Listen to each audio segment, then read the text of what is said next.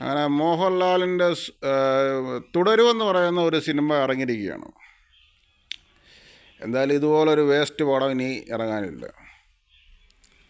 സത്യത്തിൽ ഇയാൾക്കൊക്കെ അഭിനയം നിർത്തി വേറെ എന്തെങ്കിലും ജോലി ചെയ്തുകൂടെ? എന്താ അഭിനയിക്കുന്നു? എത്ര മോശമായിട്ടാണ് അഭിനയിക്കുന്നത്. ഇതുപോലൊരു പെരിഫറൽ ആക്ടർ, ഇതുപോലൊരു ഉപരിപ്ലവമായിട്ട് അഭിനയിക്കുന്ന ഒരു നടനാണോ മികച്ച നടൻ? ഒരു സൂപ്പർഫിഷ്യലായിട്ട് അഭിനയിക്കുന്ന നടനാണോ മികച്ച നടൻ?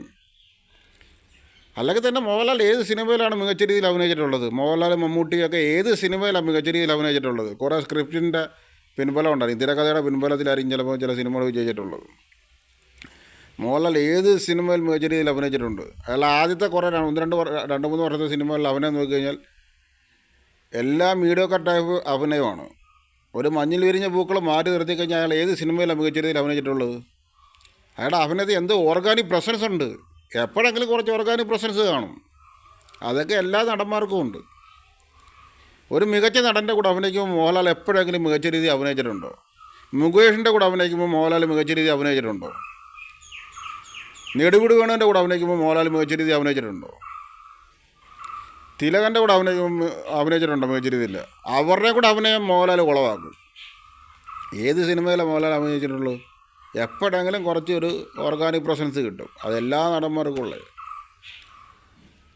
ഇവിടെ കുറേ ഇപ്പോൾ തന്നെ പറയുന്നത് ആരാധകരെ തൃപ്തിപ്പെടുത്താൻ വേണ്ടിയാണ് സിനിമ ഇറക്കുന്നത് പറയുന്നില്ലേ. അപ്പോൾ അഭിനയിക്കാണോ എന്നുള്ള ഒരു ശേഷിയൊന്നുമില്ല.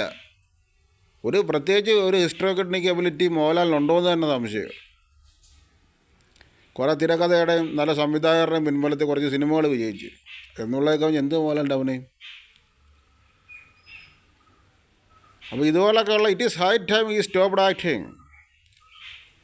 Is alike in all movies.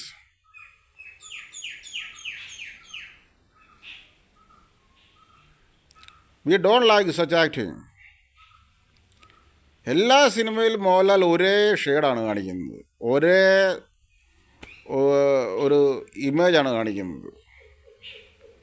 അതെല്ലാം മലയാളത്തിലെ എല്ലാ നടന്മാരും അങ്ങനെ തന്നെ, ഒരു പ്രത്യേകിച്ച് മാറ്റമൊന്നുമില്ല. മലയാളത്തിലെ നടന്മാർക്കെന്ന് പറയുന്നത് അഭിനയിക്കാനുള്ള കഴിവില്ല.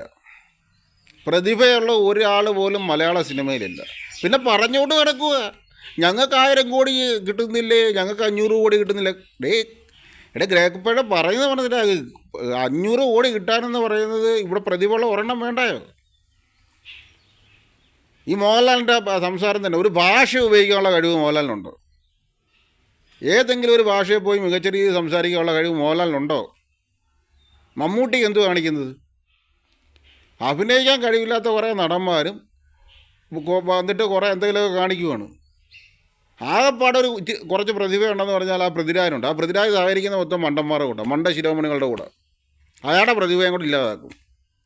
അയാൾക്ക് സത്യം പറഞ്ഞാൽ ഈ മികച്ച സിനിമകൾ, വ്യത്യസ്തമായ സിനിമകളും മികച്ച സിനിമകളൊക്കെ എടുക്കണമെന്ന് ആഗ്രഹമുണ്ട്. പക്ഷേ അയാളുടെ ഒരു സ്ഫിയർ ഓഫ് ആക്ഷൻ എവിടെയാണ്? ഈ മലയാള ഫിലിം ഫീൽഡാണ്. ഇവിടെ ആരുണ്ട് പ്രതിഭയുള്ളത്? സംസാരിക്കാൻ കഴിവുള്ള ആരുണ്ട്? ആർജവമുള്ള ആരുണ്ട്? ആരുമില്ല.